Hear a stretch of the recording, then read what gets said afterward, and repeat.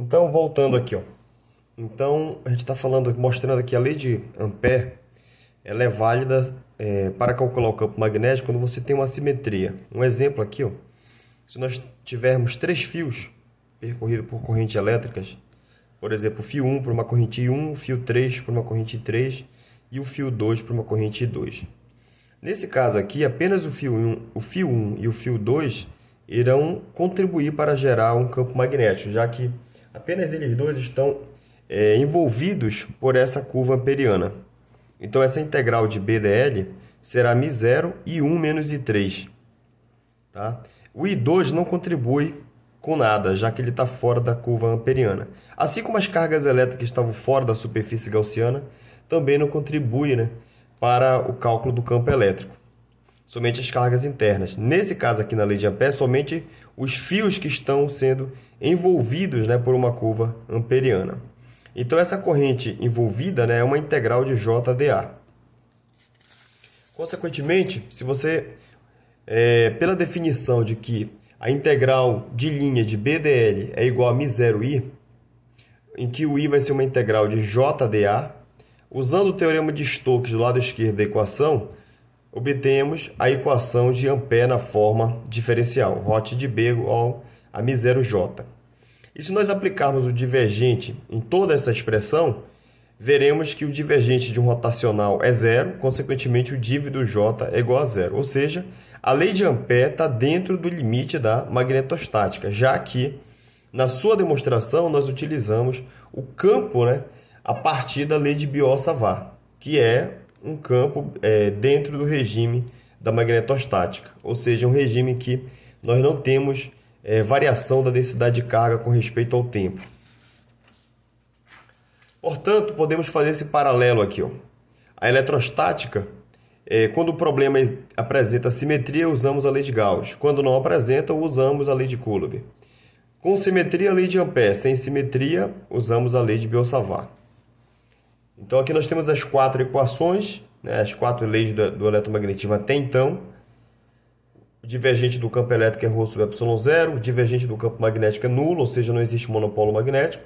A variação temporal de campo magnético produz uma força eletromotriz induzida, dada a partir do eixo rotacional do campo elétrico, né? E que a corrente elétrica cria campo magnético, como já foi previsto pelo Ørsted. Tá? Mas, matematicamente, essa aqui é a lei de Ampère. Então, mais um detalhe interessante é que a lei de Ampère apresenta um problema com relação à conservação da carga. Pois, pela conservação da carga, o divergente do J somado com a variação temporal da corrente é nulo. E aqui a gente mostrou, né, usando a lei de Ampère, que o divergente de J é zero, ao invés de menos a derivada do ρ com relação ao T. E já foi mostrado que a partir da lei de Faraday que a variação temporal de campo magnético produz campo elétrico. E aí a pergunta é o seguinte: será que a variação temporal de campo elétrico produz campo magnético? Essa resposta foi dada pelo Maxwell. Tá?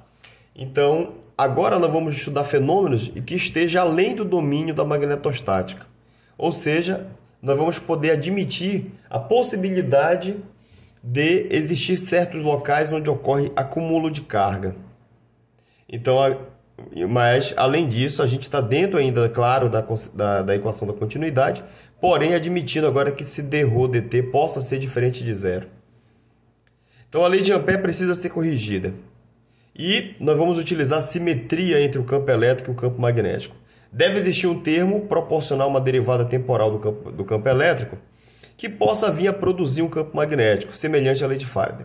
Então, nós podemos olhar, por exemplo, esse arranjo teórico aqui, em que nós temos duas placas de dois capacitores, um de frente ao outro, sendo percorrido por uma corrente I, por exemplo.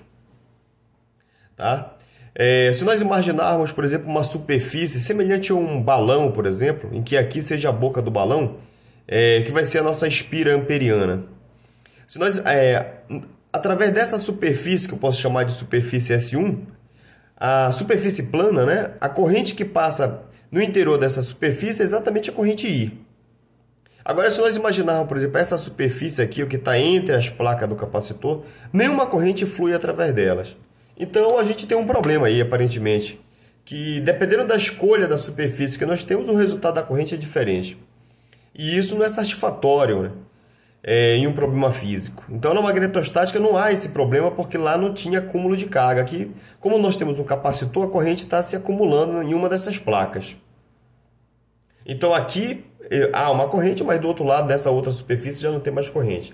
Então, certamente, existe uma... para a corrente não estacionária, como o exemplo mostrado anteriormente, a corrente envolvida em uma espira é uma noção mal definida, já que depende da superfície escolhida. Como corrigir esse aspecto? Então, essa é a correção de Maxwell. Se nós usarmos a lei de Gauss e escrevermos a densidade de carga em função do divergente do campo elétrico, e em seguida tomarmos a derivada temporal desse ρ, aqui, ó, dρ dt ε0 div da derivada temporal do campo elétrico, reescrevendo esse termo aqui do ε0 para dentro aqui do parênteses aqui, ó, esse termo se assemelha, se você compara essa expressão aqui, o δρ δt só pode ser igual a um divergente de J com um sinal de menos trocado. Portanto, esse termo que está entre parênteses aqui, ele desempenha um papel de J, que nós vamos chamar de densidade de corrente de deslocamento, ou simplesmente corrente de deslocamento.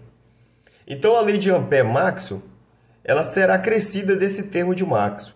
Aqui é somente a lei de Ampère, e o termo de Maxwell será um μ0 JD, em que esse J de deslocamento é ε0 da derivada temporal do campo elétrico. Essa é o termo de Maxwell.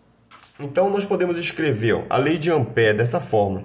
μ0J, aqui é a lei de Ampère usual, acrescida do termo de Maxwell. Esse termo de Maxwell, quando o Maxwell fez, né, essa colocação, ele estava preocupado com outros aspectos, como, por exemplo, a existência do éter e como que se dava a propagação de onda nesse meio. Tá? Nesse artigo aqui, da American Physical, tem uma discussão teórica muito interessante a respeito das origens filosóficas que levaram Maxwell a chegar a esse termo por argumento puramente matemático.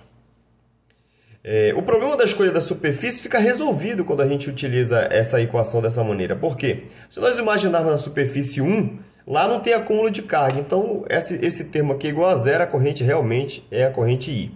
Por outro lado, na outra superfície não tem corrente atravessando. Porém, como existe um acúmulo de carga, tem uma variação temporal do campo elétrico. Então, a gente restabelece a corrente ali, dada por esse termo de Maxwell. Então, a gente acaba com essa ambiguidade, né, dessa mal definição da superfície.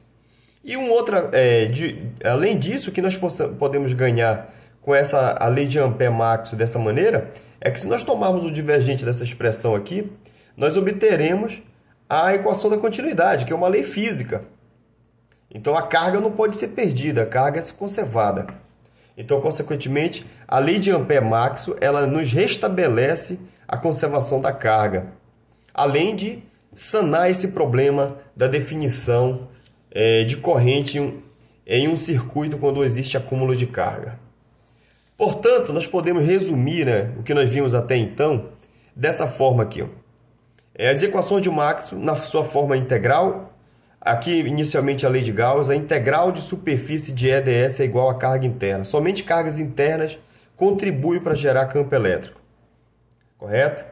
Uma outra forma de expressar.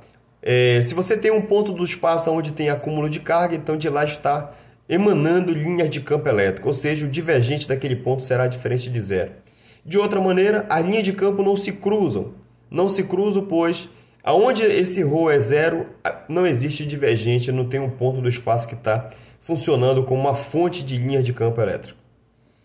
A segunda lei, a lei de Gauss para o magnetismo, nós vimos que se você pega um ímã e quebra um ímã, sempre você vai gerar dois polos. Um polo norte e um polo sul.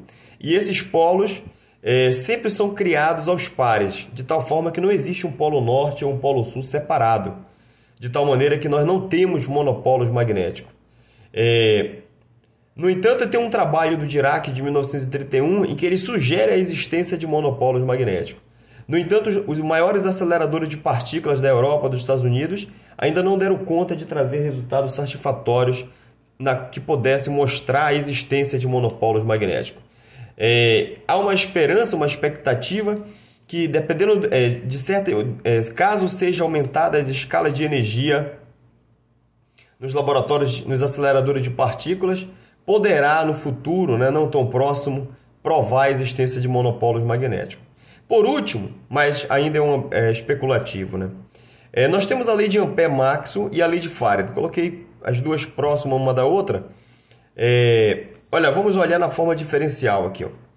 O rotacional de BM0J mais um termo associado à variação temporal de campo elétrico. Se nós admitirmos que a corrente estacionária, esse J, seja zero, então a gente está associando que a existência de campo magnético se dá a partir da variação temporal de campo elétrico. Da mesma forma com que Faraday já tinha percebido que a variação temporal de campo magnético produz campo elétrico. Então você observa uma certa simetria entre essas duas leis. O que quebra a simetria nas equações de Maxwell é justamente a não presença de uma carga magnética. Porque nessa expressão aqui, para que ela fosse simétrica, era necessário aparecer uma densidade de carga magnética. Consequentemente, aqui apareceria um termo proporcional a uma densidade de corrente magnética.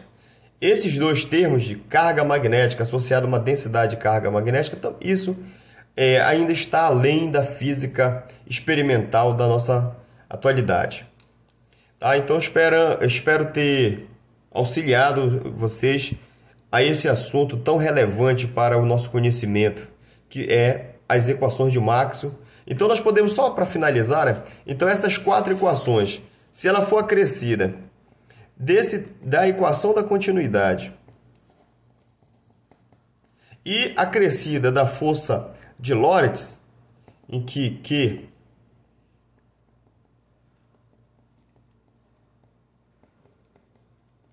nós podemos dizer que o conjunto dessas 6 equações aqui, né, se nós olharmos somente a forma diferencial, a integral e mais as duas aqui, as 4 equações de Maxwell, mais a equação da continuidade e a força de Lorentz, elas correspondem ao arcabouço teórico necessário para explicar qualquer fenômeno dentro da eletrodinâmica clássica.